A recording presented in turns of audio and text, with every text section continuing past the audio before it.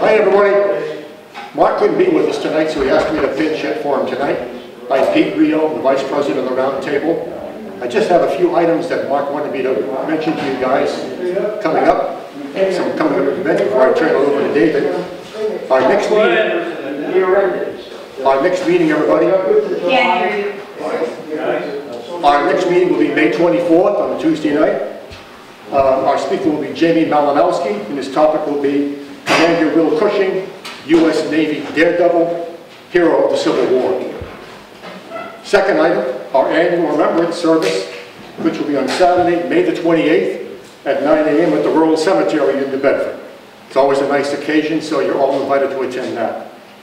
The third item is our annual picnic on June the 28th, right here at the Low Tide Yacht Club, Tuesday, June 28th at 6 p.m. It's always a really nice time, and we'll even introduce some more Civil War trivia for you. So to give you a little bit of a batting practice question on Civil War trivia, and in honor of David tonight, I'll be talking about Grant and the Vicksburg campaign. Here's one of the questions for you tonight, just as batting practice. Can you give me the name of Grant's wife's first name and her surname, maiden name? Julia Dent. Bingo, okay. Second question. Which future Confederate general was part of the groomsmen party when Grant was married? Longstreet. Pete Longstreet. You got it. Good. Batting practice. There you go. We can do the raffle right now. We had a couple of books that were donated for us tonight. Jack's been collecting the tickets back there. We have two winners. So the first winner can pick of the two books back there which one they would like, and the second one take the second one. The David Blight book won the Pulitzer Prize 2 years ago for the most outstanding biography ever written on Frederick Douglass. And I had an opportunity to meet David Blight a couple of years ago when he spoke before the Unitarian Church and delivered a lecture on Frederick Douglass, and commended him on the book, and said that, David, I read the book in the fall of 2018, and when I got halfway through it, I said, Pulitzer Prize. Well, 6 months later, it was named as one of the notable books of the New York Times, the Bancroft Award winner, the Lincoln Prize winner, and it won the Pulitzer Prize. So that's one of the choices back there on his great biography of Frederick Douglass. That David White, is that the Blight. White from White's Dairy? No, Blight. B-L-I-T-H-T. Blight. David Blight. I didn't hear it right. And he gave that presentation on the exact same date that Frederick Douglass came to New Bedford. Wow, I didn't realize Yes, that. that's it. Wow. Okay. You got your tickets ready, guys?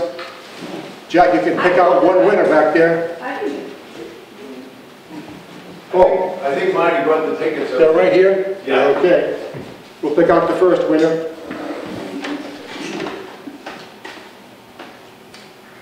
How about ticket number 386-5391? The last four digits are 5391.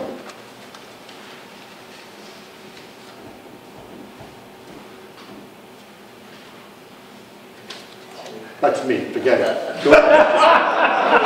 That's me.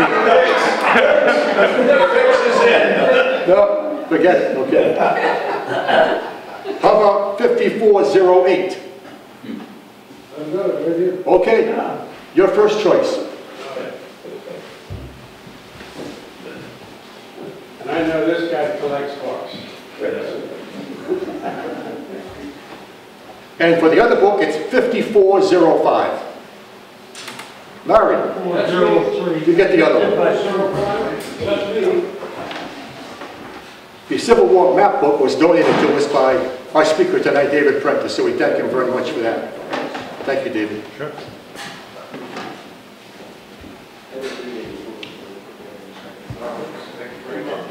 Bob Randall and Bob Lyons. Do you guys want to say anything about the contribution of the gift tonight? Peter, could you, what was that second number you called? 405. Yeah, 405 at the end. 5405. I got 405, you said. Oh, he's staying. Oh, there you go. Are we all set back there? Okay. Sitting in the front row here is a long-time member and on our board of directors, Bob Randall. And Bob's been with us for since day one. Bob's turned 90 this year, and has decided he has a great-grandfather that fought in the Civil War, the Valley Campaign and the River Campaign, and came home, George H. Randall, Bob's great-grandfather. And I have pictures of Bob as a little boy standing in front of his great-grandfather. And we have other photos of George H. Randall. He lived to be 88. No, 97. 97, I'm sorry. 97. And George H. Randall belonged to the GAR Post 190 R.A. Pierce. And he lived in North Rochester, among other places. But anyway, we have here George H. Randall's GAR hat and his wartime kepi. Oh, nice. And Mr. Randall is donating this to the Military Museum next door. Sitting in the way back there is the president of the Military Museum, Bill Niewitz. And Bill and Bob just took photos of the presentation here in the kitchen a few minutes ago. And we have a case all ready for display of these items. We also have his derby hat and the hat he was married in, George Randall. So from Bob Randall, we thank you so much for this donation.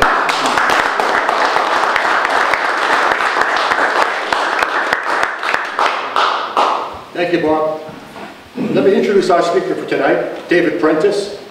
He's a long-term member of our roundtable. He's delivered previous excellent presentations to us on Lincoln's leadership, Lincoln's lessons, Admiral David Farragut, American democracy and the Civil War. This is his 5th time here by my count. His presentation tonight is on the art of generalship, Grant's Vicksburg campaign. David is president and CEO of the New Bedford Symphony and serves on many nonprofit boards in the New Bedford area. The Zeitarian, Almal Del Mar Charter School, and the South Coast Humane Society.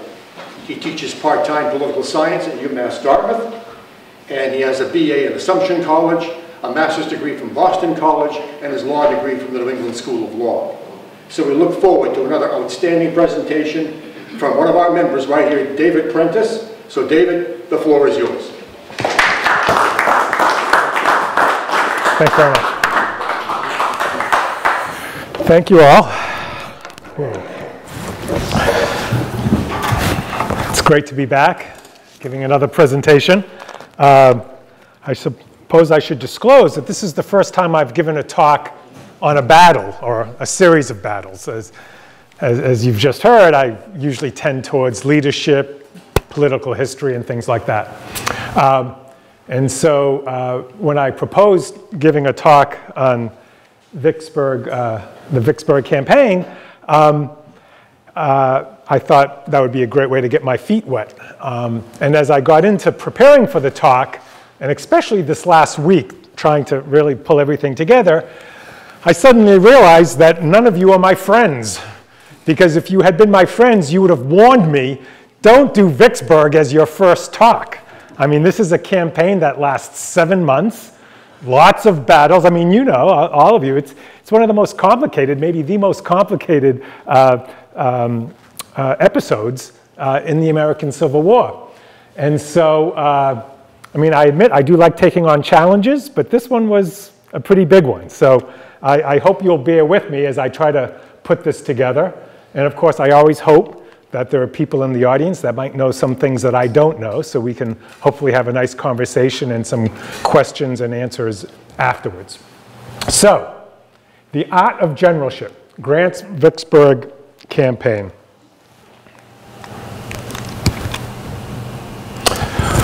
To talk about the art of generalship, we have to begin with a pretty basic question.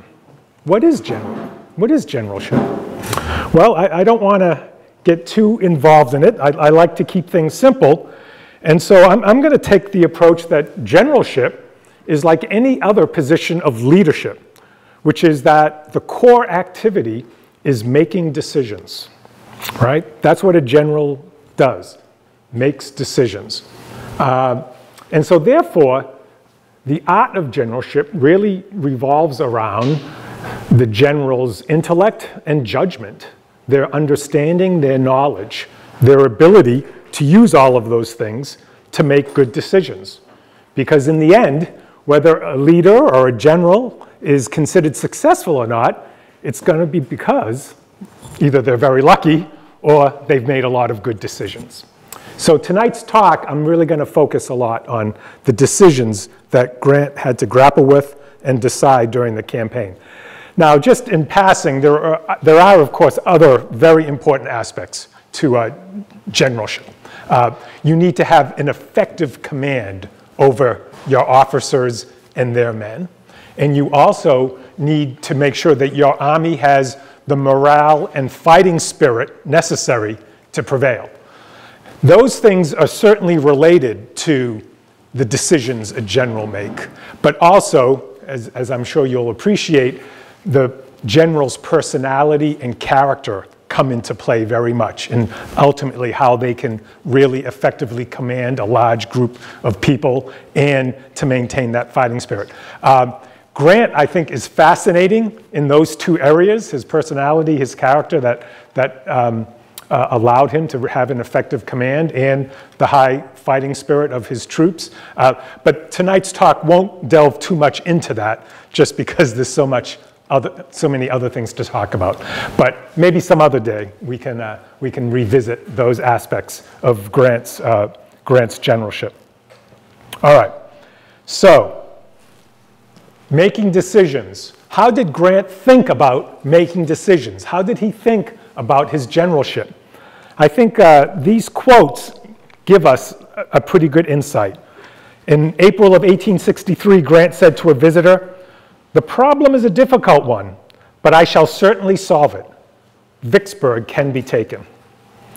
In his personal memoirs, he said, "The real work of the campaign and siege of Vicksburg now began." This was in January. "The problem was to secure a foothold upon dry ground on the east side of the river from which the troops could operate against Vicksburg." And then finally, upon crossing the Mississippi River south of Vicksburg, Grant said, "My first problem was to capture Grand Gulf to use as a base."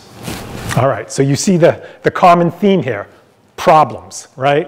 Generalship involves recognizing problems, understanding problems, and then coming up with a solution to the problem.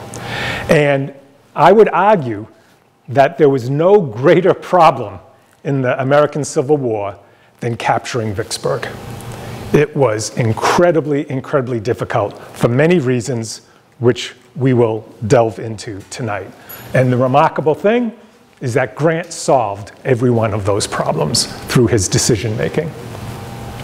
All right, so to appreciate this problem and what Grant had to achieve, we need to put Vicksburg in context. We need to put Vicksburg in context in three ways: from a strategy standpoint, from a geographic standpoint, and from a political standpoint. So as far as the strategic aspect of Vicksburg, you might be familiar with this pretty famous quote from Abraham Lincoln. This was in either late 61 or early 62. Admiral Porter has this in his book, where he was visiting McClellan, and they had a big map of the United States on the wall, and Lincoln walks in, and he's looking at the map.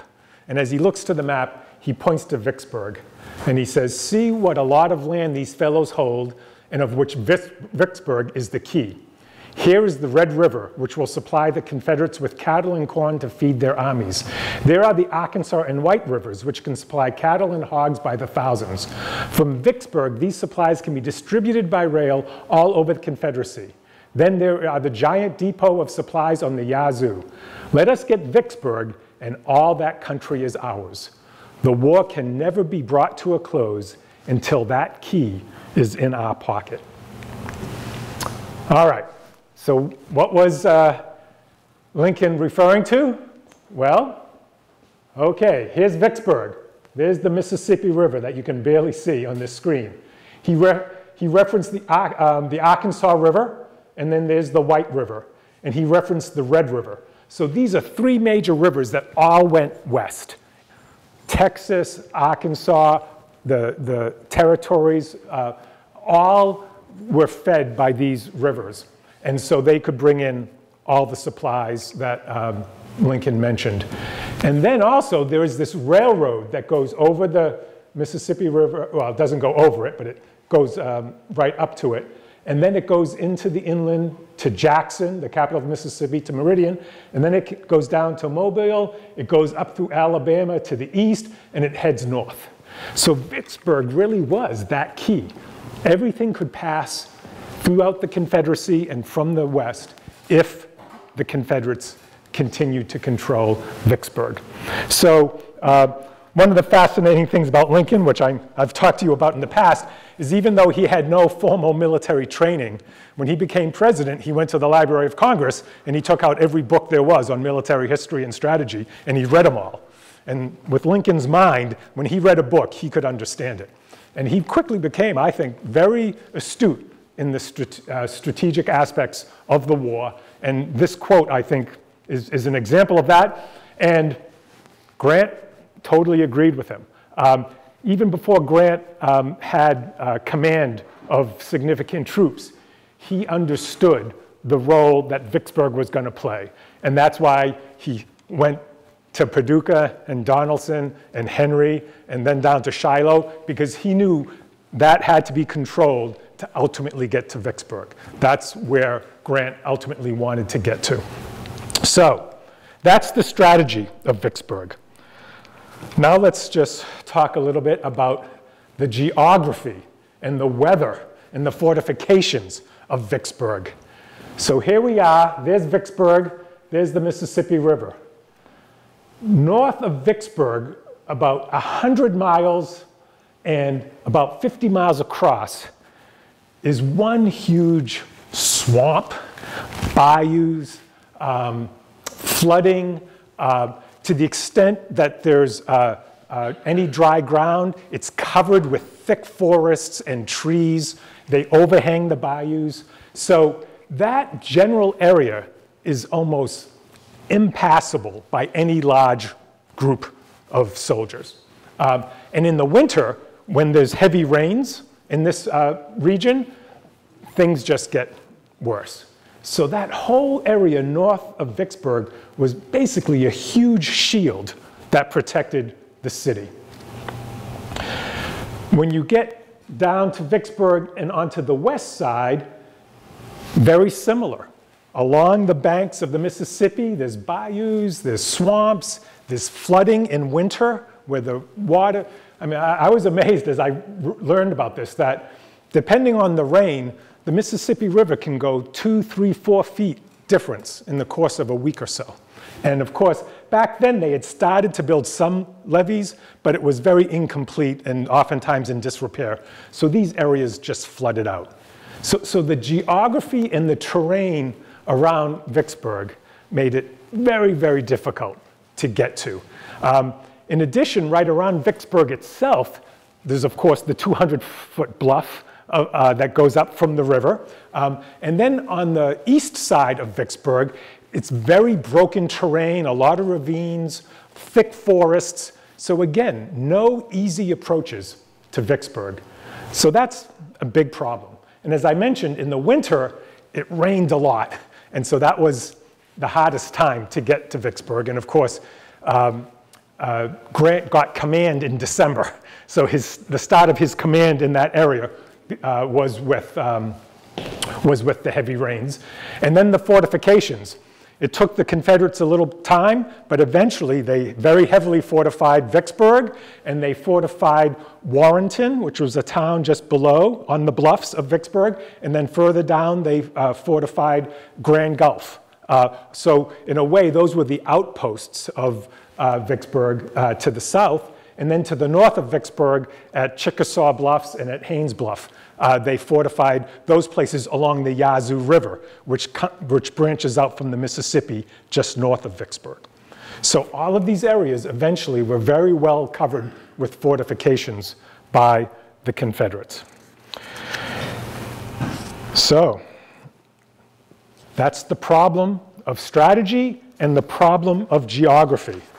Now let's talk about the problem of politics. Some things never change, right? There's always problems when it comes to politics. Well, in 1862, there were some ups and downs militarily. Obviously, the beginning of 62 began pretty good. Fort Henry, Fort Donelson, Shiloh was tough, but it was a victory, eventually taking Corinth. So there was a string of military victories in the West for the Union forces, and the morale of the democracy was pretty good. But then the Confederates launched their summer offensive. Halleck took over in the West and basically did nothing. And so things started to go downhill. And by the end of 1862, the elections in the late summer and the fall went all against the Republicans. So Lincoln was losing a lot of political support by the end of 62. And in 63, things were still not doing well. Grant tried to get to Vicksburg in December, both him and Sherman, and they both failed. And there was a lot of pressure on Lincoln to remove Grant at that time. A lot of journalists writing things about his drinking and about his inaction. And so there was a lot of problems. And Grant understood and followed all of these things because he realized in a democracy, an army is dependent on the political will of the nation. And so he took all of these things into account when he was working out his plans on how to solve these problems. So he had to solve the strategy problem, the geography problem, and the political problems, all as they related to Vicksburg. All right. So you saw that I started my talk with a couple of quotes, a quote from Frederick Douglass. I hope you had a chance to look at that. A quote from Grant himself about love of country. So I thought I should come up with my own quote to really capture an important aspect of Vicksburg.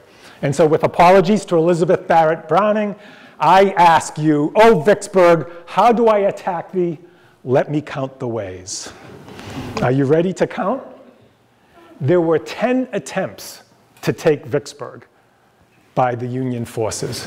Farragut steamed up the river in May of 62 and demanded their surrender.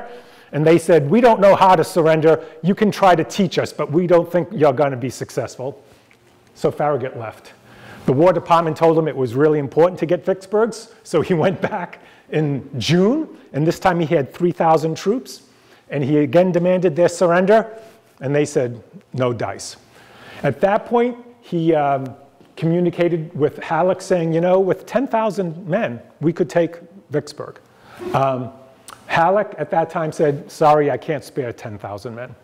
So that didn't happen. In December of 62, Grant resumed command of the Department of the Tennessee, and he went down central Mississippi. So he went, let's see, yeah, from up here, Grant's Mississippi Central Advance. And he started to get down here. He was hoping to get to Grenada, but then Van Dorn cut off his supply line, and Grant had to retreat. At the same time, he ordered Sherman to take 30,000 troops down the Mississippi from Memphis and to try to assault Vicksburg off the Yazoo River at Chickasaw Bluff, and that failed. Grant's initial strategy was that those two things were going to be simultaneous, and that if Pemberton brought his forces against Grant, that would weaken Chickasaw Bluff and give Sherman a chance. If Pemberton reinforced against Sherman, then Grant would be able to come down. But because of Van Dorn's raid, everything got overturned, and there wasn't communication available between Sherman and Grant at that point. So Sherman went ahead with the Chickasaw Bluff attack, not realizing that Grant had started to retreat and that Pemberton had reinforced that area, and so it failed. I mean, all of these things could be talks in themselves, right? Because they're very involved. I'm just giving you the highlights, or maybe you could say the lowlights of what was happening. In January and February, There was a canal that had been attempted across a peninsula on the other side from Vicksburg, which would be an attempt to get around outside of the cannons, and that failed. It was an engineering effort that was not successful. And then there was an attempt up the Yazoo Pass, which was about 40 miles north of Vicksburg. The Union forces blew up a levee to flood an area to try to make it have enough water so that transports could go in. And they were going to go up to the Yazoo River and then come down. And that would have been a 700-mile trip, but it would have gotten them on dry land around Vicksburg. But it failed. The bayous didn't flood enough. The Confederates came, and at one point the Army had to rescue the Navy because the Navy ships were trapped in some pretty tight spots. Steel Bayou was a little bit of an offshoot from Yazoo Pass. They tried to take a shortcut. Same thing. The Confederates found out about it, and they were able to stop that. In March, Lake Providence is north on the west side of the bank of Vicksburg, and Grant tried to build canals and do dredges to connect bayous from Lake Providence all the way down to the Red River. 400 miles they were going to travel down to the Red River and then come back up the Mississippi to avoid all the fortifications. Those dredgings did not work. And then finally, there was the Duckport Canal in March and April of '63, which was the attempt to create a canal with some bayous that went through New Carthage to try to get right below Grand Gulf, right beneath Vicksburg, so that they could get the troops down that way. Didn't work. So those were the 9 first attempts to find a way to get troops onto dry ground. And when you think about it, if we want to think of this in terms of frontal attack, rear attack, right flank, left flank, right? Here's Vicksburg. The front of Vicksburg faces the Mississippi River. So a frontal attack was Chickasaw Bluff, the attempt to get right up in front of Vicksburg, and that failed. Grant's original plan of coming down central Mississippi, that would have got into the rear of Vicksburg. So that was a rear attack that did not succeed. Going up the Yazoo Pass and then coming down from the north, that would have been the, but since the late rains, I think our troops must get below the city to be used effectually. So even in January, he was starting to think that turning the left flank, getting south of Vicksburg was going to be necessary. At that point, he had about 47,000 men in the vicinity of Vicksburg. The Department of Tennessee had over 100,000 under his command, but of course they were spread out in Memphis, Corinth, and other places. So he basically had a fighting force of about 47,000 men. Now, even though he wrote that to Halleck in January, he still did all these other projects. The Old Canal, Lake Providence, Yazoo Pass, Steel Bayou, Duckport Canal. So did Grant think any of these would work? Well, historians debate this because there's conflicting evidence, right? If he thought that they were going to have to wait until the rains receded and then go south, why did he do all these other things? In his personal memoirs, he wrote, you know, I never really put much stock in any of these other projects. I didn't really think any of them would be successful, but I was always ready to take advantage of them in case one did, so I thought they were worth trying. He also said that he had to keep his 47,000 men busy, that he had to train them, he had to keep them active, otherwise things would be very difficult in the discipline of the army. But then there's evidence in some of his messages and in some of his orders that he really got excited about some of these experiments. He really thought sometimes that they were going to exceed. He was very optimistic about Yazoo Pass. He really thought the Duckport Canal was going to work. And so there's a mixture of sometimes him being pretty optimistic about things and other times just kind of saying, nah, I never thought any of them would work. Now, of course, maybe that was a little bit of hindsight in his personal memoirs where he was saying, oh, you know, I did all of that even though I realized none of them were going to work. At this time, he was being criticized a lot, of course, in the papers and by politicians, but that's the approach that he took. So he takes command in person. There was also another issue here. John McClernand was one of the Corps commanders, and he was a buddy of Lincoln, and he basically convinced Lincoln to say, give me command of the forces on the Mississippi River. And Lincoln told Halleck, yeah, go ahead. And McClernand was higher in rank than Sherman, but not Grant. So when Grant wasn't on the Mississippi River, McClernand was in charge, not Sherman. And McClernand was not a very good general in Grant's estimation. And Sherman despised him. Sherman at one point said, the greatest test of my patriotism was living with the fact that sometimes I had to take orders from McClernand. So he really had a hard time dealing with that. So when Grant takes control, McClernand was not happy. He was very upset. He tried to get Lincoln to remove him, but Lincoln said, no, I'm going to stick with Grant. So, so that was one of the problems that Grant had to deal with on the political side. All right.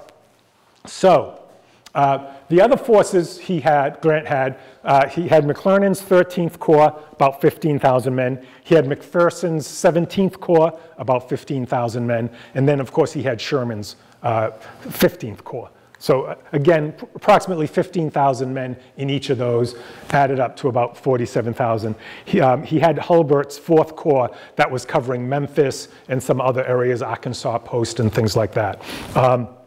So while this was going on, as I mentioned, Grant was getting a lot of criticism. People were telling Lincoln that he should be removed. And at that point, Lincoln said, well, I think I will try him a little longer. So he decided he was going to give Grant a chance to prove himself. And obviously, we're all very glad that he did. All right, so let's get into Grant's plan, the ultimate plan that he used. By late March, the waters of the Mississippi had started to recede. The winter rains had stopped, and some dry land was now starting to appear. Let's see, where are we here? Duckport, Youngsport, Warren. So here's Vicksburg. So on the west, and here's the Mississippi River. So on the west side of the Mississippi, some dry land was starting to appear along the bayous. Not a lot, but some. You could say that this was the moment Grant had been waiting for since January, the idea of moving troops on the west side of the Mississippi to get below Vicksburg. At some point in April, Grant's officers were entertaining visitors on his steamboat that was tied up on the Mississippi River, and Grant was over on one side of the room poring over a bunch of maps. And McPherson came over to him and said, General, you need to relax, have a drink, join us, and enjoy yourself. And Grant replied, Mac, you know your whiskey won't help me think. Give me a dozen of the best cigars you can find, and I think by the time I finish them, I shall have this job pretty planned. So this is something, again, the more you study Grant, he spent most of his time thinking. He was constantly thinking about issues and problems that he had to solve, and he was poring over the maps to try to figure out, how can I get 47,000 men down this side of the river without drawing all the Confederate forces to oppose me, right? He felt finally by April 4th that he had it figured out. And this is what he wrote Halleck on April 4th. There is a system of bayous running from Milliken's Bend, that's just north of Vicksburg, also near a point in the river called Young's Point, again just north of Vicksburg, that are navigable for large and small steamers passing around Richmond to New Carthage. Those are towns that are on the west side of the Mississippi bank. There is also a good wagon road from Milliken's Bend to New Carthage. The dredges are now engaged in cutting a canal from here to these bayous. With them, it would be easy to carry supplies to New Carthage and any point south of that. My expectation is for some of the naval fleet to run the batteries of Vicksburg whilst the army moves through this new route. Once there, I will move to Warrenton or Grand Gulf. Those are on the east side of the Mississippi, south of Vicksburg. Probably the latter, Grand Gulf. From these points, there are good roads to Jackson and the Black River Bridge without crossing the Black River. These are all areas behind Vicksburg. I will keep my army together and see to it that I am not cut off from my supplies or beat in any other way than a fair fight. This is the only move I now see as practicable, and I hope it'll meet with your approval. That sounds like a pretty good plan, right? He presents it to Halleck like, yeah, there's good roads, we can get the supplies along the bayous. None of that was true. The roads barely existed, and half the time they were still flooded. The bayous ended up not being able to get dredged. So, I mean, my theory is that he was kind of sugarcoating it for Halleck, because, you know, Halleck was a pretty cautious guy, very traditional in his military thinking. And if he knew what Grant was really proposing to do, Halleck probably would have said, no way. And so that message, I think, really sugarcoats the problems, because here we are, there's Milliken's Bend, all right? So here's Vicksburg, right? There's Young's Point and Milliken's Bend. That's the two places where Grant had his 47,000 soldiers. He basically started to order them to follow the road, there's Richmond, to follow the roads, this one road along the bayous, and to get down to New Carthage, where he would use that as a station area. There's the Mississippi River right there.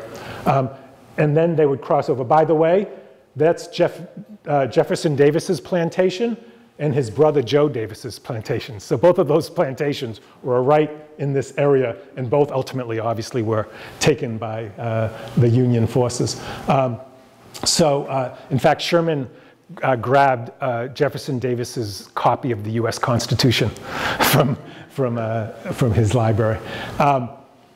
So these roads were barely in existence. They were flooded. To carry 47,000 troops and cannon and supplies and wagons and horses, it was incredibly, incredibly difficult. In fact, Sherman thought it was impossible. When Grant told Sherman the plan, Sherman said, there's no way this is going to win. This is basically, this is the dumbest plan in the history of military plans. Sherman was vehemently opposed, and actually, other than McClernand, all the other commanders were opposed to it too. None of them thought that Grant could pull this off. But Grant said, that's what we're going to do.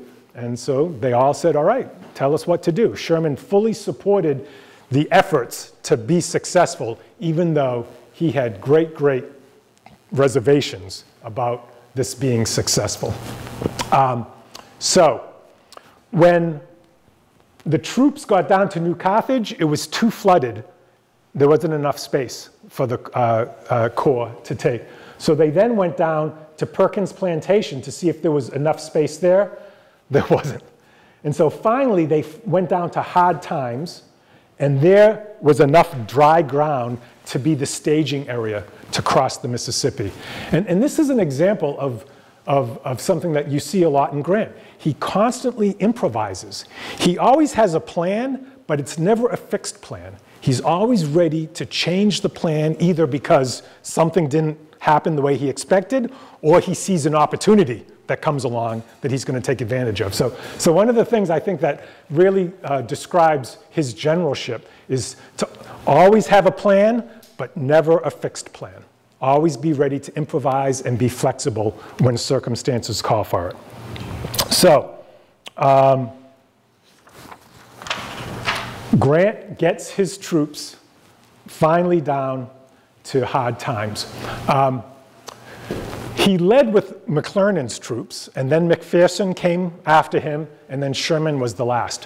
When Grant announced his order of battle, again, his commanders protested, saying, why are you leading with McClernand's troops? Because he's the worst commander. You can't depend on him. And those lead troops that are going to cross the river first are so crucial.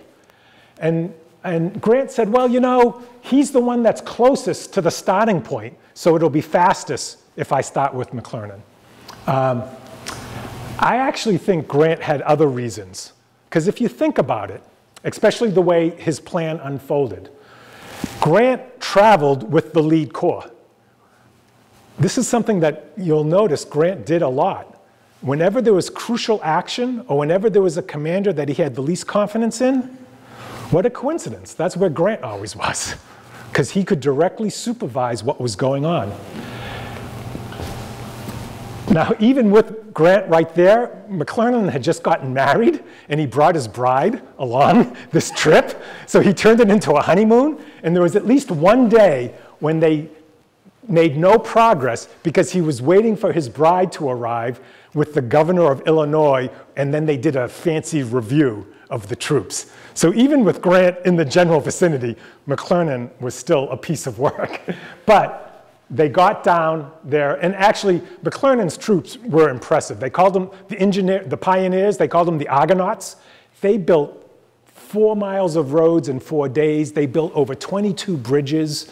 Again, you know, this is something you saw with Sherman's march. It all started here. The engineering and the ingenuity of the American soldiers and their officers were on full display getting down to hard times. And like I said, Sherman, here's the irony. Sherman was the one that thought it was impossible, even though later on in the war, he was the one that did it better than anybody. But it was really Grant, attempt to turn Vicksburg's right flank, right? Because facing the river, the right flank of Vicksburg. So he tried to get around the right flank. So you could say that the Union forces tried a frontal attack, a rear attack, and turning the right flank of Vicksburg, and all three failed. So I know you're all good at math. What's the only thing left? Turning the left flank, right? And turning the left flank meant getting beneath Vicksburg and coming up from the south, because that was the one area in the geography of Vicksburg where there was dry ground and good roads. And that's what an army needs, right? Dry ground and good roads. So that's how Grant finally came to realize or decide that he had to get south of Vicksburg and turn Vicksburg's left flank, which would then allow him to get into the rear of Vicksburg. And so basically his campaign was premised on turning Vicksburg's left flank through an amphibious assault and then getting into the rear of Vicksburg.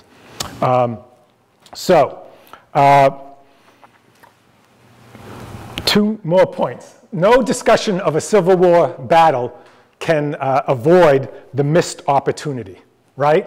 Isn't there a long list of missed opportunities? The great missed opportunity of Vicksburg was going back to June of '62, because the Union forces had an army in Corinth. Vicksburg was not heavily fortified at that point. Farragut had told Halleck 10,000 men, and we can take Vicksburg. Grant had been relegated to second in command at that point by Halleck. Grant wanted immediately to head south to Vicksburg.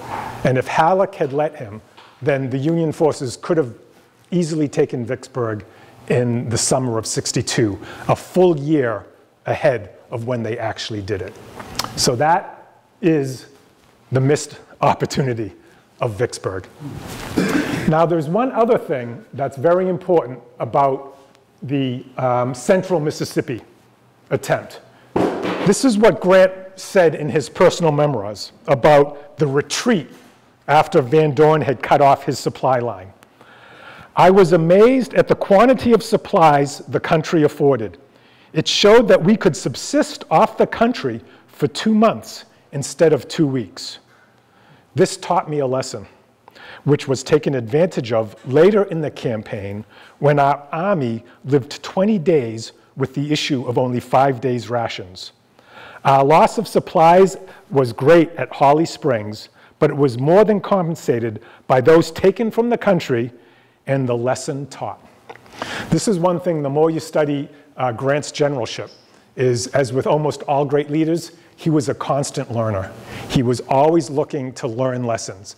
And the failed central Mississippi campaign taught him a lesson about living off the country, which he then used in his final campaign when he got behind Vicksburg. All right, that taught Sherman that was possible. All right, so let's see. By the way, Bruce Canton called that decision the crucial decision of the Civil War. Grant's decision to take on this challenge to move troops south. Bruce Canton thought that was the most decisive and important decision that the Union made in the Civil War. All right, so once Grant gets down there, I think I turned off my pointer by accident. All right, once Grant gets down there, at least in hindsight, we can structure what Grant ultimately did. And the way I'd like to think of this is that there were basically 4 phases to this campaign. And you could say that there were 4 major problems that Grant had to solve.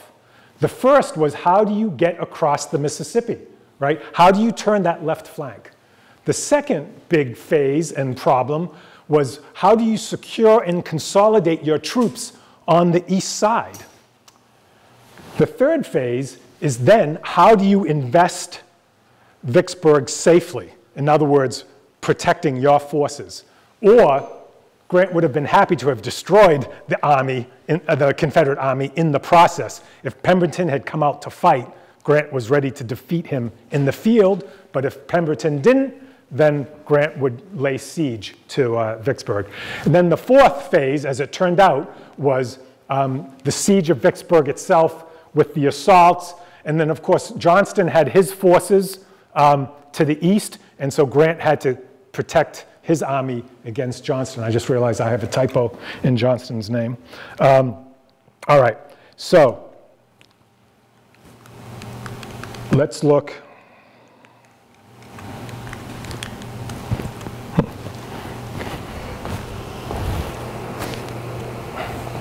Let's look at this first phase, affecting the crossing of the Mississippi. Oh, and you noticed, I mentioned logistics on every one of those phases, right?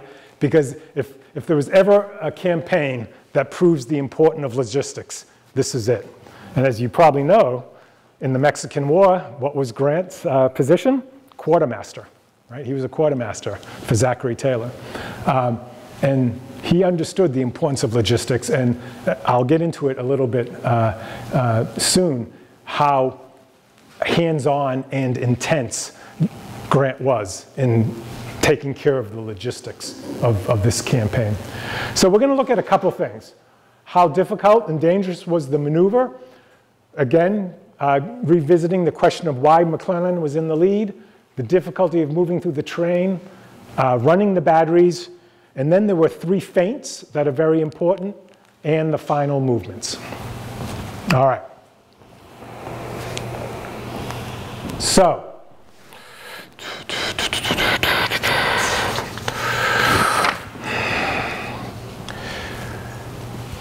getting the troops across, this is where they ultimately crossed, down at Bruinsburg. In the first 24 hours, Grant got 20,000 troops across, and then within the next few days, he got across about 43,000. That was the largest amphibious operation in American military history until D-Day. It had never been done before. And of course, one of the great dangers of an amphibious assault is the enemy expecting you? Are they ready to contest your landing? In this case, the Confederates did not contest the actual landing. There was an engagement soon afterwards at Port Gibson, which we'll talk about, but the actual landing was unopposed. And that wasn't by accident, and it wasn't really by luck. It was by the decisions that Grant made and the strategies that he used. Another thing to keep in mind, too, is that Grant had no maps of this area, at least no accurate maps. And so he had to rely on scouts. They relied a lot on escaped slaves, and a few escaped slaves played really important roles in helping Grant be successful in this. Also, another thing we have to remember is Pemberton, the commander at Vicksburg, he had about 60,000 troops at his disposal. Now, he didn't have them concentrated. They were dispersed, Jackson, Haynes Bluff, Vicksburg. But he had 60,000 troops at his disposal. Grant had 43,000. So Grant was doing an amphibious landing into an area where he was outnumbered by enemy forces.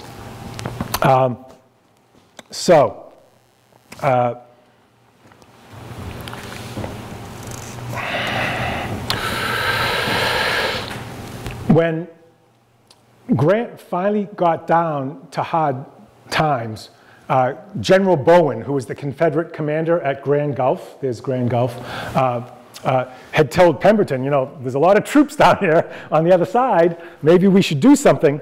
Pemberton still wasn't sure that that was the main attack. As I'm going to explain in a little bit, Grant had some major operations as feints to confuse Pemberton, and was successful in doing that.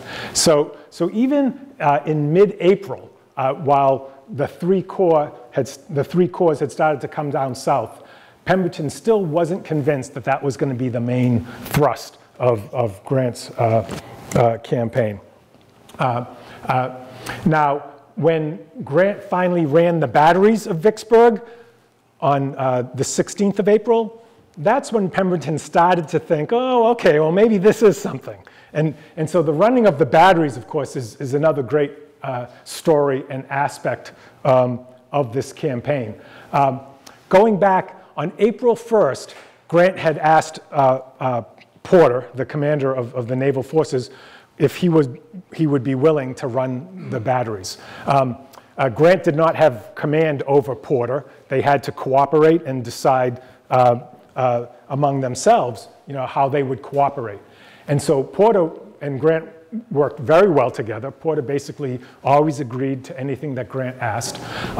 And so Porter said, fine, I will run the batteries. Farragut had actually run the batteries in his ocean-going ships. And so they knew it could be done, but it was still pretty dangerous, you know?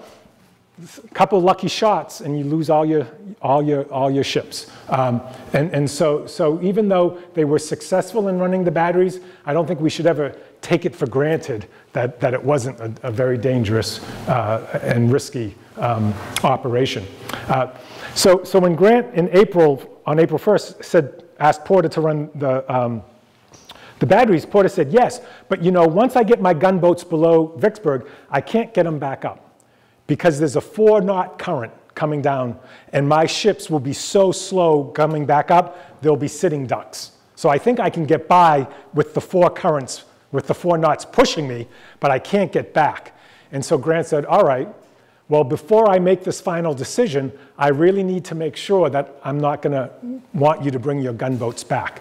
And so he, Sherman, and Porter went up the Yazoo River, and they did reconnaissance on Haynes Bluff and Chickasaw Bluff to see if there was any scenario whatsoever in which Grant might reconsider doing a frontal assault in those areas. And this, again, shows how Grant's mind worked as a general. He was banking on this left flank maneuver, but he didn't take for granted that it was absolutely going to succeed. He was always thinking about, well, if what I want doesn't happen, what can I do next? I mean, and you see this, right? In Shiloh, every time there was a setback, Grant said, oh, this is an opportunity, now I can do something, right? And this is a real hallmark of Grant's generalship. He always was thinking about what he could do next. If things went his way, what could he do next? If things didn't go his way, what could he do next? And so going up the Yazoo River to check one last time about an assault there is another example of Grant thinking ahead, always being open to different possibilities if his initial plans didn't work out. He was convinced, though, that there was no way they could ever take those bluffs by a frontal assault, so he said to Porter, go ahead, let's plan to run the batteries. And they did on the 16th of April. 7 gunboats and 3 steamers that had supplies that were going to be used as troop transports. They didn't have the troops on them, of course. The troops were marching on the west bank of the Mississippi. And all but 1 steamer got through, and only a few casualties. Grant was on a steamboat moored north of Vicksburg with his wife Julia and their son Fred, and watched the bombardment. And the descriptions of it are just, you know, on the one hand, they're kind of amazing, like the greatest fireworks show you've ever seen. But of course, it was a very, very dangerous operation. And remember how Sherman, you know, was convinced this wasn't going to work? He thought Grant's whole plan was going to be a disaster. Well, on the night that Porter ran the batteries, Sherman organized a bunch of small boats. And he went down to the shore of the Mississippi, right across from Vicksburg, with these small boats, so that he could rescue the sailors when all their boats got blown up. So he was so convinced that they weren't going to succeed, but he was also concerned for the men. And so he was out there waiting for them in case any of them had to be rescued. Luckily, they did not need Sherman's services. Now, in the course of running the batteries on the 16th, getting the 3 corps down on the west bank of the Mississippi, Grant realized that the roads on the west side were not going to be adequate to get all the supplies down that he needed. So remember that very rosy picture he sent to Halleck about the roads are fine and I can use the bayous? You know, none of that turned out to be true. And so Grant asked Porter to run the batteries a second time on April 22nd, this time without gunboats, just with barges, tugs, and steamers. And these were all civilian crews, and the civilian crews said, thanks, but no thanks. They did not want any part, because there were no gunboats. One of the things that the gunboats do, of course, is they fire back at the fortifications, and that will suppress the fire to some extent from the Vicksburg fortifications. If you go down without gunboats, then the fortifications are just going to lay into you. And so they couldn't get the civilian crews, and so Grant asked for volunteers in the Army, any soldier that had experience handling boats, and he got 5 times more volunteers than he needed to man those boats. And they got all the steamers through, and out of the 6 barges that were filled with supplies, they got 3 through. But that was enough to get the rations and the ammunition south of Vicksburg. All right. So I've mentioned how Pemberton wasn't always sure what Grant was up to. And you could say that all of those projects that Grant did over the winter, that really confused Pemberton. He never knew, was Grant going west? Was he going east? Was he going north? There was always constant activity with Grant's army. But in addition, Grant planned 3 feints to coincide exactly at the time of the major troop movement south. The first was that he sent a division under the command of General Steele about 80 miles north of Vicksburg to an area called Greenville and Deer Creek. And he told them to plunder all the supplies you can and act as if you're preparing for an invasion. And Pemberton was convinced that Grant was going to actually go north and try to work his army through this territory and then come back down through central Mississippi. So that was the first feint, and it definitely caught Pemberton's attention and convinced him, this was in, say, the 2nd week of April, that that's what Grant's intention was. And then there was Grierson's raid. I don't know, has anybody heard of Grierson's raid? This would be a whole other talk that would just be great to focus on. So, you know, we've heard of course, you know, all the famous Confederate cavalry raids, and of course Sheridan had some pretty good cavalry raids too. Well, the first major Union cavalry raid was done by Grierson. It started on April 17th from Grand Junction in central Mississippi, north central Mississippi. And it was led by Benjamin Grierson, who was 36 years old. He was from Jacksonville, Illinois. He was a music teacher. And he had a deep distrust of horses because when he was a kid, a pony kicked him in the face. So he didn't like being around horses, but he was actually a good horseman. And so he got put in charge of 3 regiments of cavalry. And so he had 1,700 soldiers. And they headed out of Grand Junction on April 17th. So Grand Junction is right up here in this area. And actually, this blue line is Grierson's raid. On April 17th, he took 1,700 men. They went down through here. They traveled over 600 miles in 16 days.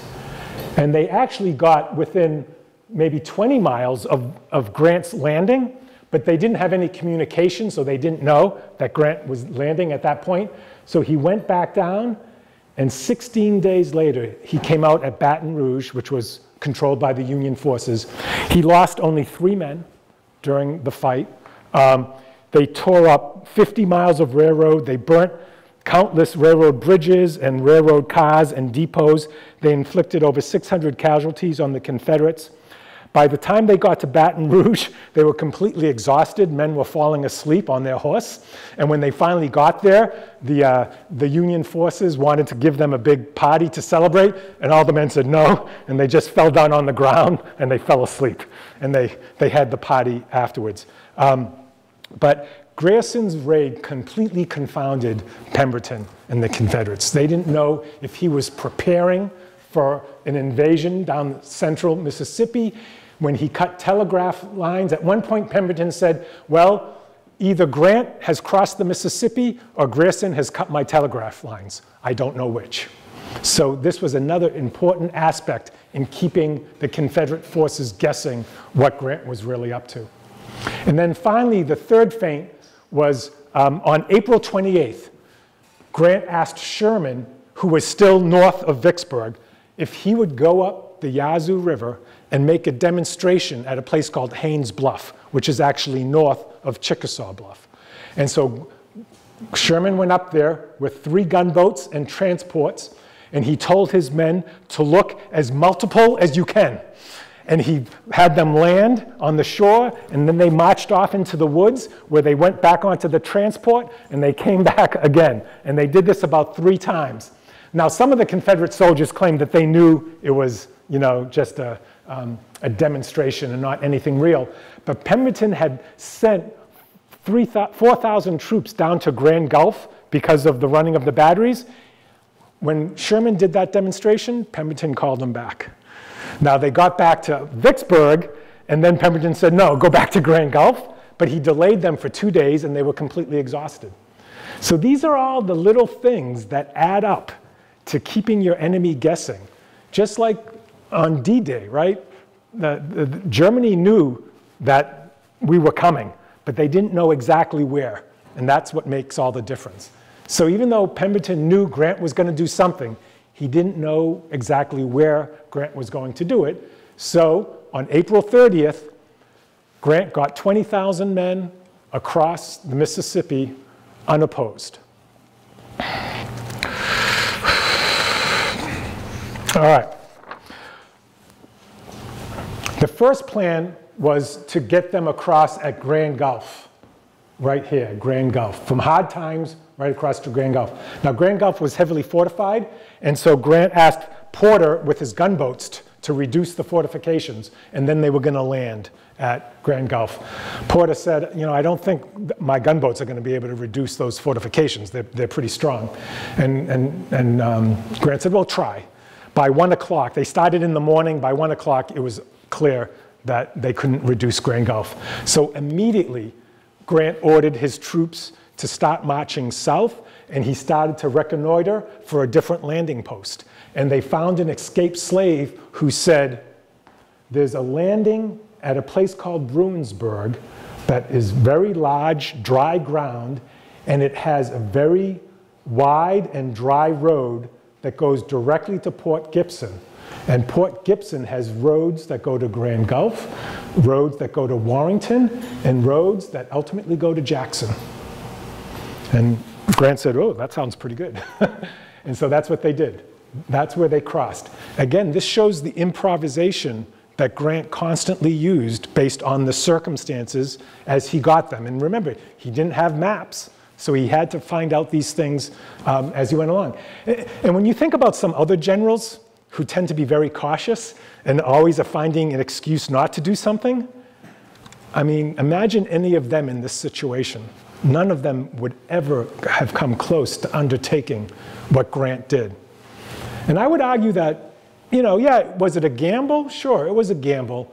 But Grant always hedged his bets. He always, you know, he always made sure that he could protect his troops. He always had contingency plans. And so even though he was very daring, he was always very smart about the way he did it. All right. So he gets across at Bruinsburg with 20,000 men. By the way, because the transports were so limited, it took like 24 hours to get the 20,000 across. And Grant didn't have a horse. He didn't have his personal luggage. All he had was a toothbrush. And so he borrowed a horse from somebody else. He didn't have a tent, so he slept on the ground for 5 days, and his officers did too. All the transport was for the soldiers, for 60 cannon, and the only horses that were brought over were for scouts and for couriers. And so this produced what was called the motley train. Because of course, Grant had a plan. He knew he couldn't take over all his transport, so as soon as his soldiers landed, he said, you grab every horse, every mule, every donkey. You grab every wagon, every cart, every fancy carriage. And he used anything with wheels and with legs to put all of his supplies on, his ammunition and rations, and go up to Port Gibson. And it wasn't until almost 10 days later that they had brought over all the regular wagons and other supplies. As soon as he lands at Bruinsburg, he realizes time is of the essence, right? What did Napoleon say? I might lose a battle, but I'll never lose a minute. That was what Grant did. He immediately moved to Port Gibson. General Bowen from Grand Gulf came down with 8,000 men. And this is the first of what I'm going to call many boring battles during the Vicksburg campaign. And when you think about it, if you're a general, what's the best kind of battle to have? A boring battle, right? One where you have overwhelming numbers in your favor, right? Of course, we always get fascinated by the, you know, the brilliant campaigns where everything hung in the balance. But if you are brilliant in your movements and your strategy, then there's a good chance you're going to end up winning a lot of boring battles. Now, of course, they weren't boring for the men fighting and dying, so I'm not making light of that. But from kind of a tactical and strategy standpoint, basically, the Battle of Port Gibson was 8,000 Confederates against 20,000 Union forces. Guess who won, right? Grant won because he had outmaneuvered Pemberton. Even though Pemberton had 60,000 troops at his disposal, at that point in time, Grant maneuvered to bring 20,000 of his troops, and Pemberton could only bring 8,000 of his own. So, first of 5 battles, right? There were 5 battles during this campaign. The first battle, Port Gibson, was easily won by the Union forces. Now, as soon as Port Gibson was won, Grant had to make a decision. He needed Grand Gulf as a base, and so Pemberton thought, oh, he's probably going to go right to Grand Gulf. No. Instead, he went up to a place called Hawkinson Ferry. I might have this on, let me see if I have this on the next map. Yeah. Instead, he goes to Port Gibson, and instead of going up to Grand Gulf, he goes to Hankinson Ferry. Now, if you're the commander of Grand Gulf, right, and your base is up here in Vicksburg, and you see Union forces going in between you and your base, what are you going to do? Get the hell out of town, right? And so that's what Bowen did. He abandoned Grand Gulf. So Grant, by moving to Hawkinson Ferry rather than to Grand Gulf, he was able to take Grand Gulf without firing a shot.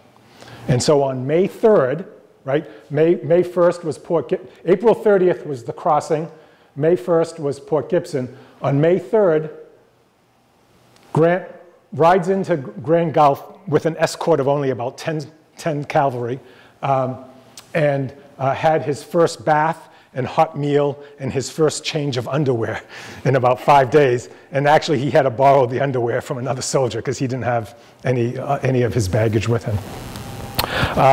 Now, at Grand Gulf, Grant had to make another decision. One of the issues that historians love to debate about the Vicksburg campaign is that when Grant got to Grand Gulf, supposedly he was supposed to stop everything and go down to Port Hudson, south of Vicksburg, to cooperate with General Banks and reduce Port Hudson. And then Banks and Grant together would go up and attack Vicksburg. Now, and in fact, Grant had issued orders that he would do that. But when he got to Grand Gulf, he decided not to. He decided to go right into his campaign. And so some historians say, oh, Grant disobeyed Halleck's orders.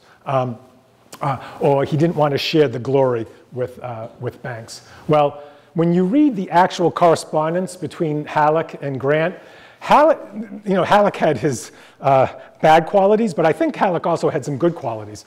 And Halleck would often say, you're the commander in the field, you will know best what to do. And so when he talked about going to Port Hudson and helping Banks, Halleck said, if possible, or my hope is that you can do this. He never gave Grant a direct order to go to Port Hudson first. And in fact, because of the circumstances, he did get a communication from Banks, and Banks was way behind schedule. So Grant would have lost about a month of time if he had gone to Port Hudson. And of course, in a month, the Confederates would have gotten a lot more troops into this area. So Grant decided not to. Also, the communication, of course,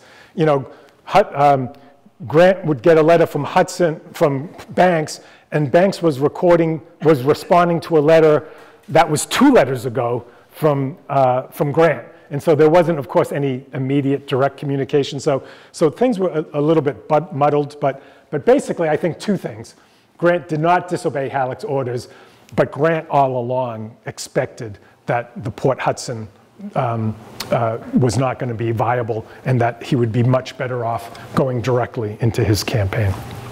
All right, so just another example of the way Grant looked at his generalship. As he was about to cross at Bruinsburg, an officer asked him, well, where are you going to attack Pemberton? And Grant replied with a smile, well, I don't exactly know until I've consulted with Pemberton. Grant was going to see what is Pemberton going to do. Is he going to come out in full force and confront me? Is he going to keep his forces dispersed? Is he going to abandon Grand Gulf? And again, Grant always had a plan, but it was never a fixed plan. He was going to see what Pemberton was going to do, and then he was going to act accordingly. And so again, I think this really reveals a lot about how, about how Grant, approached generalship, but also the confidence, right? I mean, notwithstanding Grant's very humble life history, when it came to being a general in command, he did not lack confidence. I mean, I don't think he was cocky or anything like that, but he had faith in his own decision-making ability. And so, Port Gibson is one. Grand Gulf is occupied, and then at that point, the rest of the troops can come over. McPherson's corps comes over, Sherman's corps comes over. So in the course of about 6 days, Grant goes from 20,000 men to about 43,000 men. And that type of movement in 6 days, that's the equivalent of a blitzkrieg back then. I mean, we probably can't appreciate it now, but nobody thought that you could move that many men, especially because where was Sherman 2 days ago? He was up at Haynes Bluff doing the demonstration. And this is another example of, would you really have wanted McClernand to be up at Haynes Bluff doing that and then having to get down to Hodd's time in 2 days and across the river in another day without any direct supervision? No.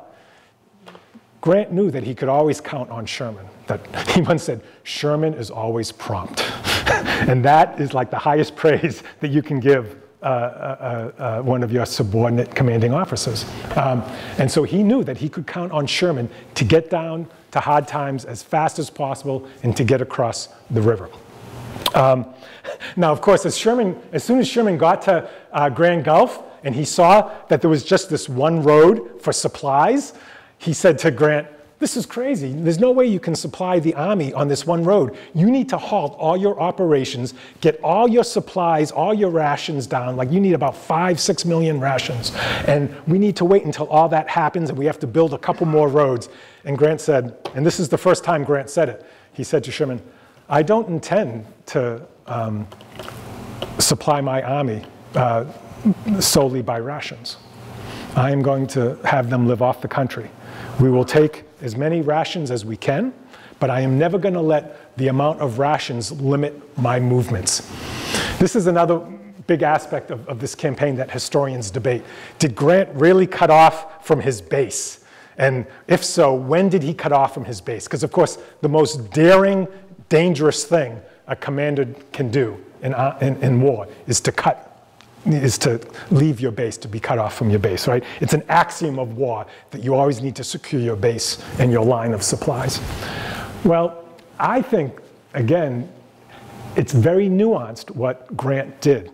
Because where was Grant's supply base? It was Memphis.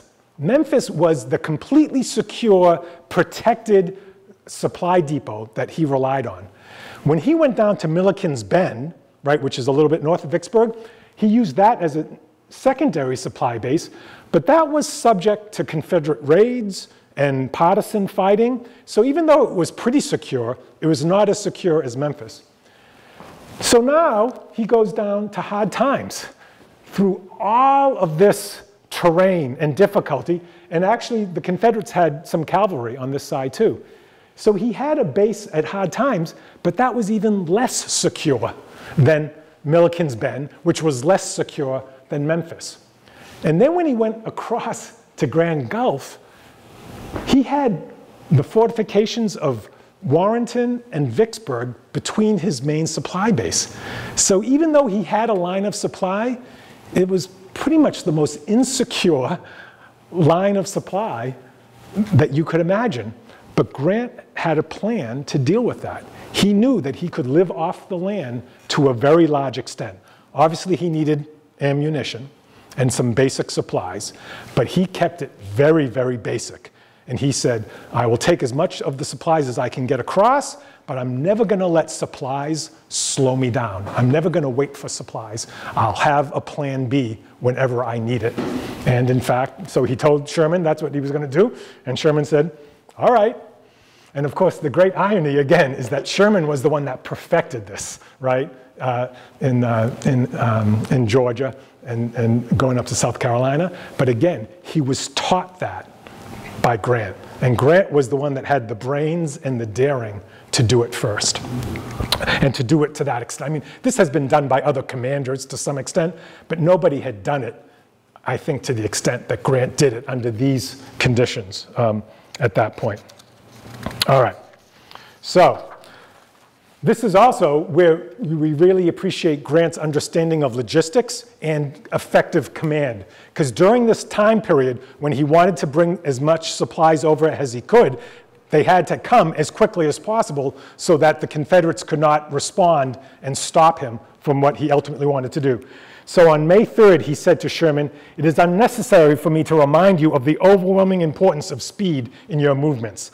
On May 5th to Halibut, he said, "Send Lauman's division to Milliken's Bend. Let them move by brigades as fast as transportation can be gotten." To the Grand Gulf commissary, he said, "There must be no delay on account of either lack of energy or formality. Load up regardless of requisitions or provision returns." In other words, don't let any paperwork get in the way of getting me my supplies. Do whatever it takes to get the supplies to me as soon as possible. The next day, he said to a staff officer, "See that the commissary at Grand Gulf loads all the wagons. Issue any order in my name that may be necessary to secure the greatest promptness in this respect. Every day's delay is worth 2,000 men to the enemy." You can see how he was thinking, right? The longer he waited, the more the Confederates could respond and build up their reinforcements. On May 6th, he said, "Rush forward rations with all dispatch." And then he asked, "How many teams have been loaded with rations and sent forward? I want to know as near as possible how to stand in every particular for supplies. How many wagons have you ferried over the river? How many are still to be brought over? What teams have gone back for rations?" He was just constant energy, constant pressure on all of his staff to move everything as quickly as possible. So he was not complacent. He didn't just write his orders and hope they would be followed. He constantly paid attention to make sure that everybody knew that this is what they had to do. And he was successful. They got all the rations they needed. They got over the 3 corps, and he was ready to enter the next phase of his plan. So remember, the first phase was getting across, right? Getting south and getting across, affecting the crossing. The second phase was securing and consolidating on the east side with all of his troops, 43,000 men, and all of the supplies that he could get across in that time period. He did that. So now we're going into the third phase, which is investing Vicksburg safely or destroying the Confederate army in the process. And the reason I say investing Vicksburg safely is that, of course, he could just go up to Vicksburg and lay siege, but if he had 30 or 40,000 Confederates behind him, that's not investing Vicksburg safely, right? So he not only had to get to Vicksburg, but he had to make sure that once he got there, he could protect himself against anything else that the Confederates might throw at him to try to relieve Vicksburg. So again, he was understanding all the different aspects of what was involved. So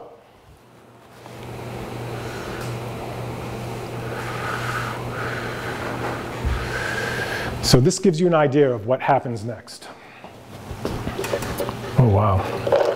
I'll wrap this up pretty soon. Here's Port Gibson, there's Grand Gulf. Once he got Grand Gulf, Pemberton was convinced he was going to move right up to Vicksburg, direct line. The terrain here is awful. It's incredible for defense. So there was no way Grant was going to do that. So what he did instead is he headed west. And he met Confederate troops outside of Raymond. And this was another very boring battle. At Raymond, he had 10,000 troops. McPherson was in the lead with 10,000 troops. Confederates came out with 5,000 troops. No problem. McPherson won the Battle of Raymond. At that point, Grant had been thinking to then go up to Edwards Station, because from Edwards, he could then get into Vicksburg, and he would cut off the railroad to Vicksburg. But he got reports that Johnston was coming up to Jackson with reinforcements. And of course, Jackson, the state capital, was also a railroad hub. See all the railroads coming out of Jackson? So again, have a plan, but never a fixed plan. Instead of going to Edwards, Grant sent McPherson and Sherman to Jackson. And on May 14th, there was the Battle of Jackson. Again, a very boring battle, because Grant, between McPherson and Sherman, he had close to 30,000 troops. Jackson had maybe 6,000. Because actually when Johnston got there, he said, "I'm too late," and he booked up to the north, and he basically just left a rear guard to slow down Grant. And so that rear guard was easily defeated. They took Jackson. Sherman and Grant, sat in the hotel that Johnston was in the day before, one of those things.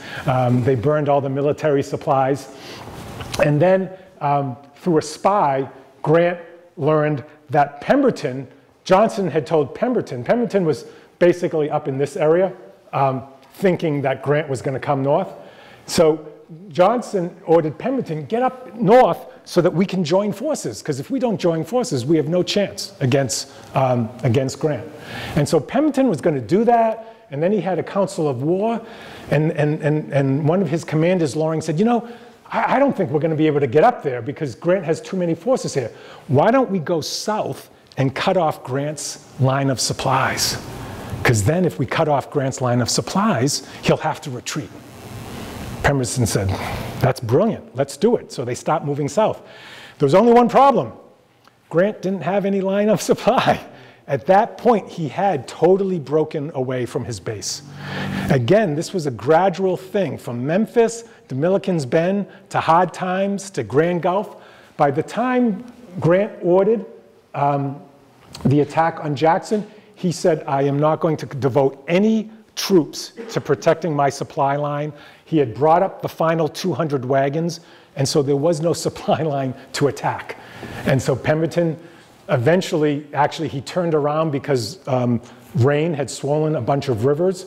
And so he turned around, and then he said, all right, now I am going to try to hook up with Johnston. And instead, he met Grant at Champion Hill. Champion Hill was not a boring battle. It was pretty intense. Grant still had superior numbers, 29,000 to Confederate 20,000, but McClernand came up, McClernand basically never showed up. So Grant fought this battle actually with less forces than what the Confederates had. But this was an example of Grant under fire. He had a division, Hovey's division, that took the hill for a little while, but then got pushed back. And of course, you know, some of the officers were kind of panicking, like, oh, we have to bring up more troops and figure out what we're going to do. And Grant said, well, you know, Hovey's division is a pretty good division. If the Confederates have just beaten back Hovey's division, they definitely paid a price. They must be hurting. So do you know what?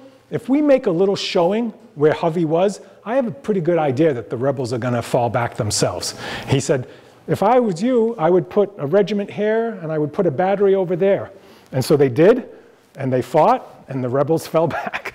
So again, an example of Grant's kind of cool tactical abilities during really the key moment. Some historians call Champion Hill the most decisive battle in the Civil War, because basically after that, there was no way that the Confederacy could save Vicksburg. And of course, once Vicksburg fell, if Lincoln was right, that was the key, right, to the Confederacy. So as soon as Champion Hill was won on May 16th, it was only a matter of time. The next battle was up at Big Black River.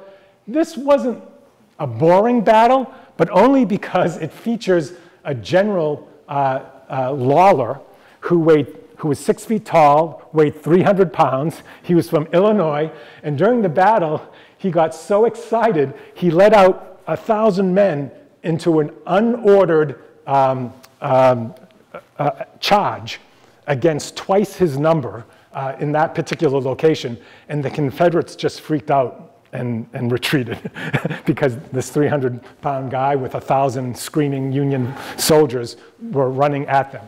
And so they retreated through Black River, and then that's when Pemberton retreated back to Vicksburg.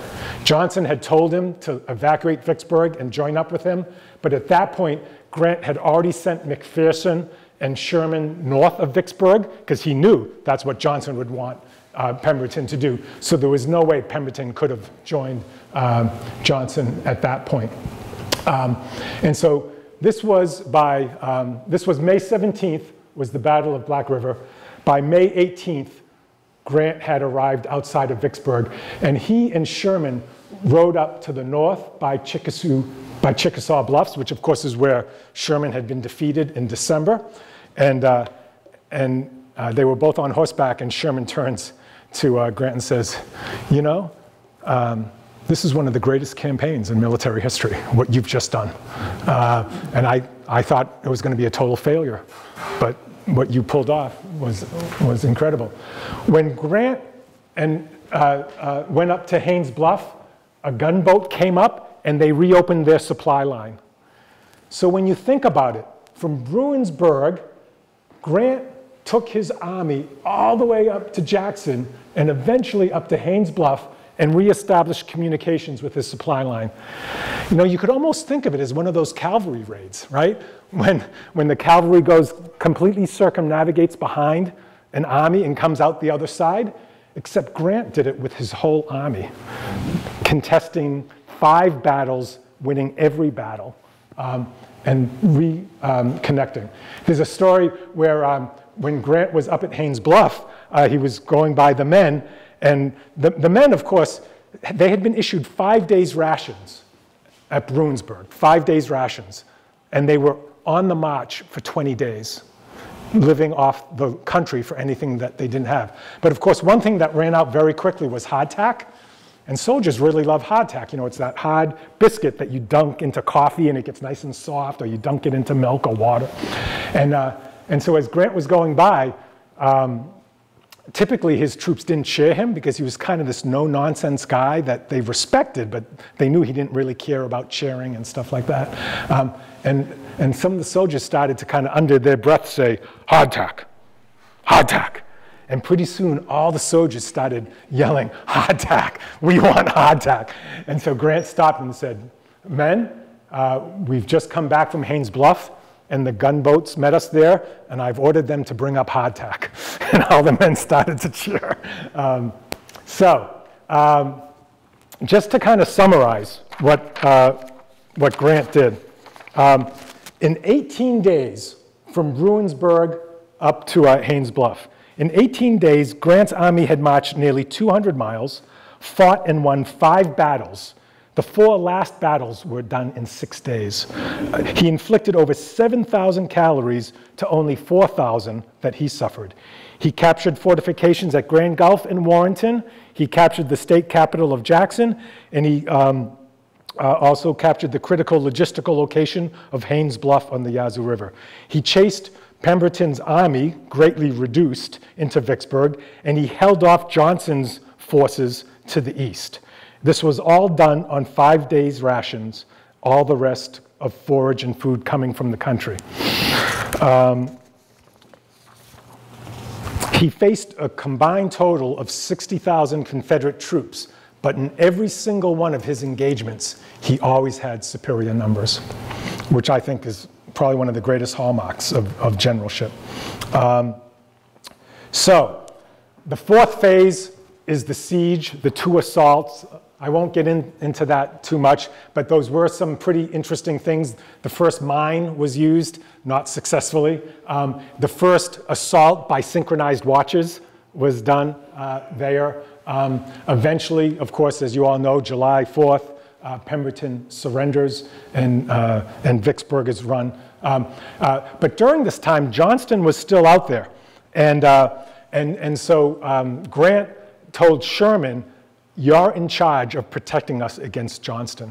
And also, Grant didn't assume anything. He made sure that every possible escape route that Pemberton might try was blocked. So he was very thorough. But Grant said about Sherman, when he was protecting against Johnson, Grant said, I never had a moment's care while Sherman was there. I don't think Sherman ever went to bed with his clothes off during that campaign or allowed a night to pass without visiting his pickets in person. And this made me think of one thing, that phrase about visiting the pickets in person, because if you've studied the Battle of Shiloh at all, you know, the great question there was Grant and Sherman surprised because they weren't being diligent in their duties? You know, there's some arguments you could make about that, but I think one thing that both Grant and Sherman really show incredibly is that they learned their lessons. I think in a way, Belmont, Donelson, Henry, and Shiloh was basically the education of Grant and Sherman as generals. And they certainly made mistakes in those battles, even though they won them. But I don't think they ever repeated any of those mistakes. And you can see them consciously addressing any of those potential issues. So one of the great questions that would be really fun to explore, you know, we've talked about all kind of the impressive things that Grant achieved in this campaign, but you could make a long list of all the bad things that could have happened in this campaign, and they didn't. And it was mainly because Grant had thought about all the bad things that could have happened, and he took measures to make sure that they didn't. So a big part of generalship, a big part of leadership is not just achieving what you want, but also making sure that you avoid all the bad things that can happen. So finally, last point. Horace Porter, who was an aide to Grant, tells the story when Grant was in the East, that an officer went up to Grant and said, oh, you know, you got to watch out what Lee's going to do next. I mean, Lee's amazing. He's going to, you know, he might do this, he might do that. And Grant, you know, replied kind of gruffly, I'm sick and tired of hearing what General Lee's going to do next. Maybe you should all be thinking about what we are going to do next, right? And Horace said that that's a great example or illustration of Grant's generalship. Grant was always thinking about what he could do to the enemy. Now, in 2001, there was a very influential biography that came out about Grant by Gene Edward Smith. And he said that, you know, Grant was a great general, but he always thought only about what he was going to do to the enemy, and he never thought about what the enemy might do to him. And so in a way, it was kind of like a criticism of Grant. And he said it in the context of Donaldson, Henry, and Shiloh. And you could say that in that context, that's at least a somewhat valid comment, even though it wasn't what Horace Porter was saying about Grant in that anecdote about Lee. Now, another aide to Grant was General Adam Badeau, who wrote a fantastic military history of Grant, which I can highly recommend. And Badeau said that one thing that Grant would often say to him is, I know exactly what that general will do. So Grant always thought about what other generals are going to do. Now, Badeau also said that Grant never completely assumed he was going to be right. And so you could say that Grant would say, I know exactly what that general is going to do, and when he does it, I'm going to be ready to take advantage of it. But if he doesn't do it, I'll be ready to deal with whatever he does do. So I think that's the way Grant's mind always thought. He had a pretty good idea of what was going to happen, and he was ready to take advantage of it, but he was always ready to deal with something that he didn't expect or plan for. And so again, this goes back to the idea of always having a plan, but never a fixed plan. So, in other words, Grant was always prepared and ready to be a great general. That was his art of generalship. Thank you very much.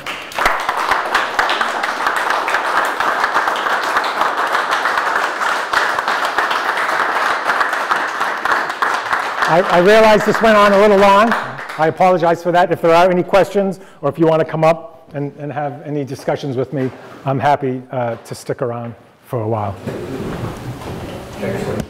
Yes? Grierson's raid. Yeah. Do you know if that was what was depicted in the movie The Horse Soldiers from the 1950s? I don't know that movie. Okay. But if you find out, let me know. There is a book on Grierson's raid. It's an old book out of print, but I have a copy of it, but I haven't read it yet, because I definitely want to learn more about that music teacher. Yeah. Any other questions or comments? All right, thank you all very much.